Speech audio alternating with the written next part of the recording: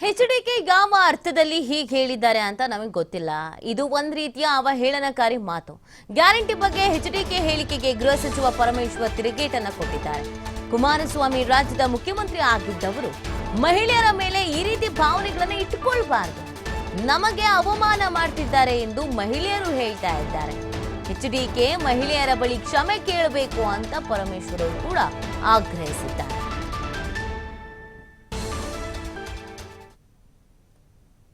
ಈಗಾಗಲೇ ಪ್ರತಿಕ್ರಿಯೆ ಮಾಡಿದ್ದೇನೆ. ಮಾನ್ಯ ಕುಮಾರಸ್ವಾಮಿ ಅವರು ನಿನ್ನೆ ದಿವಸ ತುರುವೇಕೆರೆಯಲ್ಲಿ ಮಹಿಳೆಯರು ದಾರಿ ತಪ್ಪಿದ್ದಾರೆ ಈ ಗ್ಯಾರಂಟಿಗಳಿಂದ ಅಂತ ಹೇಳಿದ್ದಾರೆ. ಅದು ಯಾವ ಅರ್ಥದಲ್ಲಿ ಅವರು ಹೇಳಿದ್ದಾರೆ ಅಂತೇಳಿ ನಮಗೆ ಗೊತ್ತಿಲ್ಲ. ಆದರೆ ಒಂದು ರೀತಿಯಲ್ಲಿ ಇದು ಅವಹೇಳನಕಾರಿಯಾದ ಮಾತು ಅಂಥೇಳಿ ಭಾಳ ಜನ ಮಹಿಳೆಯರು ನಮ್ಮ ಹತ್ರ ಬಂದು ಇದೇನು ಈ ರೀತಿ ಹೇಳಿದ್ದಾರೆ, ಇವರು ನಮಗೆಲ್ಲ ಅವಮಾನ ಮಾಡ್ತಿದ್ದಾರೆ ಅಂಥೇಳಿ ಹೇಳಿದ್ದಾರೆ.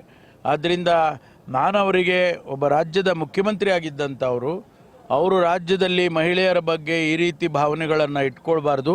ಒಂದು ವೇಳೆ ಅವರೇನಾದರೂ ಆ ಅರ್ಥದಲ್ಲಿ ಹೇಳಿದರೆ ಅವರು ಕ್ಷಮೆಯನ್ನು ಕೇಳಬೇಕು ಅಂಥೇಳಿ ನಾನು ಅವರಿಗೆ ಒತ್ತಾಯ ಮಾಡ್ತೇನೆ.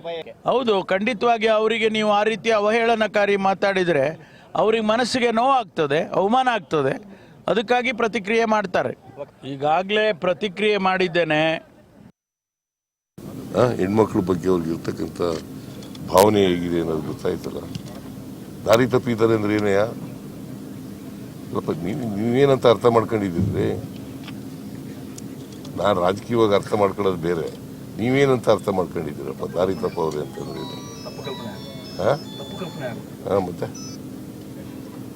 ಒಬ್ಬ 2 ಸಾರಿ ಚೀಫ್ ಮಿನಿಸ್ಟರ್ ಆಗಿದ್ದವರು ಈ ಥರ ಹೆಣ್ಮಕ್ಳ ಬಗ್ಗೆ ಮಾತಾಡಿದ್ರೆ ಜನ ಸಹಿಸ್ಕೊತಾರ ಇದನ್ನ?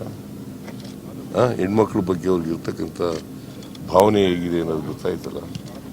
ದಾರಿ ತಪ್ಪಿದ್ದಾರೆ ಅಂದ್ರೆ ಏನಯ್ಯ, ಸ್ವಲ್ಪ ನೀವೇನಂತ ಅರ್ಥ ಮಾಡ್ಕೊಂಡಿದ್ದಿದ್ರೆ,